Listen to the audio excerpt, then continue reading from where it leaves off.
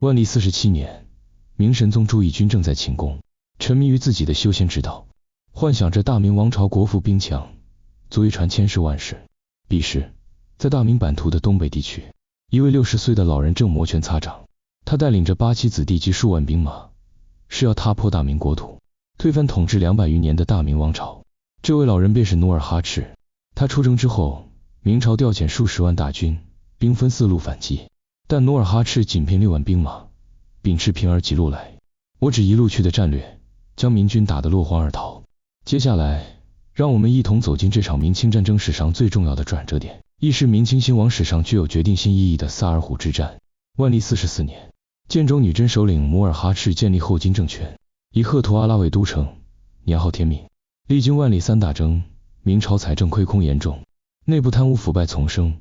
而朱翊钧的私欲日益膨胀。努尔哈赤敏锐察觉到进攻明朝的时机，于是发布7大恨，心意已决，今岁必征大明。何为7大恨？其一，努尔哈赤的祖父母在明朝边境被杀；其二，明朝支持叶赫部，背弃与建州的盟约；其三，明朝违反双方约定，责罚努尔哈赤；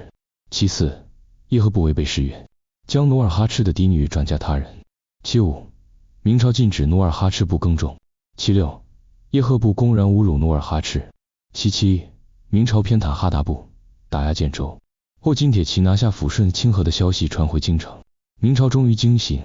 任命兵部尚书杨镐为总指挥，调集大军兵分4路，直扑赫图阿拉。东路，刘廷率军从朝鲜方向急行；南路，李如柏自清河出兵；西路，杜松从抚顺挺进；北路，马林从开原驰援。明军号称47万大军，实则仅有12万人，且半数是老弱病残。万历后期吃空饷成风，100人的军饷往往只养30名士兵，其余粮饷全被各级官员层层克扣。可总指挥杨镐却满心傲慢，记仗着万历3大征的余威，又轻视努尔哈赤的6万兵马，全然不知这6万8旗子弟早已身经百战，勇猛过人。万历47年2月28日，萨尔浒之战正式拉开序幕。西路军杜松为抢头功，下令部队日夜兼程，不过自重落后，一头扎进了努尔哈赤的包围圈。抵达萨尔浒后，杜松将3万兵马分作2路，一路驻守营地，自己则率另一路驻守吉林崖，妄图分兵御敌。可他万万没想到，努尔哈赤早已定下平而几路来，我只一路去的铁律。4天后，45800骑大军猛攻萨尔浒大本营，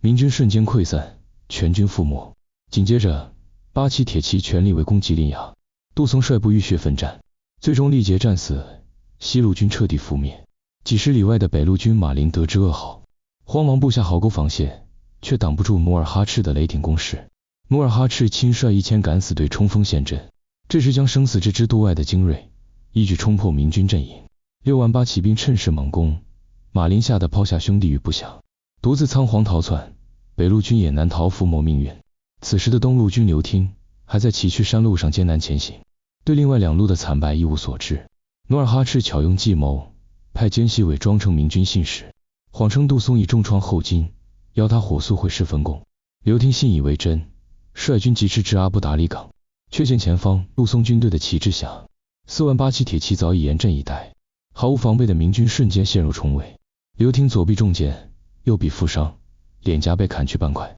仍率部奋勇冲杀，最终力战而亡，麾下1万明军尽数阵亡。史书记载，这位猛将鏖战不止，内外断绝，歼敌数十人而亡，用生命诠释了军人的血性。4路大军中，唯有南路李如柏行军最慢，比预定时间晚了整整5天。得知其他3路全灭后，贪生怕死的他立刻下令撤军，妄图靠钱财打点朝廷脱罪。这场历时5天的萨尔浒之战，最终以明军完败告终。此一战，明朝阵亡将领310人，士兵45870余人，损失马骡驼28600有余，财物不计其数。杜松、刘听战死，马林逃亡，李如柏遭百官弹劾，最终自尽谢罪。萨尔浒之战彻底击碎了大明的军心士气，士兵畏战如虎，更让明朝丧失了辽东的战略主动权。后金政权强势崛起，此后辽阳、沈阳、广宁等重镇相继失守，明朝被迫退守辽西，从战略进攻转为被动防守，明军惨败，罪责难逃。总指挥杨镐滞留后方，不探敌情，不察地形，不度行军，四路大军未能协同作战，而根源更在万历皇帝朱翊钧近30年的懒政怠政，让大明王朝积重难返，民心尽失。这座曾无比强盛的王朝，如同失去主梁的大桥，早已摇摇欲坠。而朝堂之上，众人仍在谄媚号称9000岁的魏忠贤大明的覆灭似乎已成定局。下一篇，我们继续走进万历之后的天启年间，看这座腐朽王朝如何在风雨飘摇中走向末路。